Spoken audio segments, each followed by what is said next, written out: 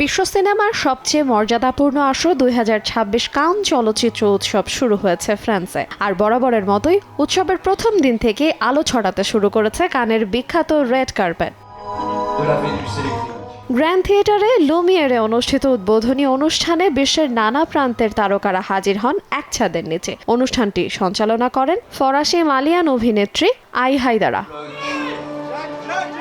এবারের উৎসবের সবচেয়ে বড় চমক, জুরি প্রেসিডেন্ট হিসেবে দায়িত্ব পালন করছেন দক্ষিণ কোরিয়ার নির্মাতা পার্ক চান উক। কানের ইতিহাসে এই প্রথম কোনো কোরিয়ান নির্মাতা জুরি প্রধানের আসনে বসলেন। তার সঙ্গে জুরি বোর্ডে আছেন হলিউড তারকা ডেমি মুর, পরিচালক ক্লোই ঝাও, অভিনেত্রী রুথ নেগার সহ আন্তর্জাতিক অঙ্গনের আরও পরিচিত মুখ। উদ্বোধনী আয়োজনের শেষ ভাগে ছিল সঙ্গীত পরিবেশনা। এরপর প্রদর্শিত হয় উদ্বোধনী চলচ্চিত্র দ্য ইলেকট্রিক ভেনাস, পরিচালনা করেছেন পিয়ের সালভাদোরি।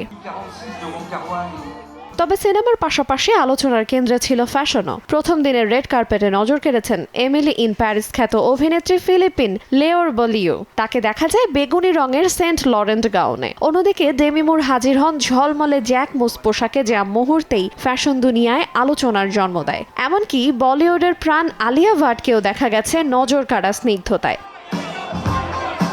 2 সপ্তাহ ব্যাপী এই উৎসবে এখনো বাকি রয়েছে অসংখ্য প্রিমিয়ার, তারকাখচিত উপস্থিতি আর নতুন নতুন ফ্যাশন স্টেটমেন্ট। তাই বিশ্বের চোখ এখন কান চলচ্চিত্র উৎসবের দিকেই। আইরিন আয়াত, সময় সংবাদ।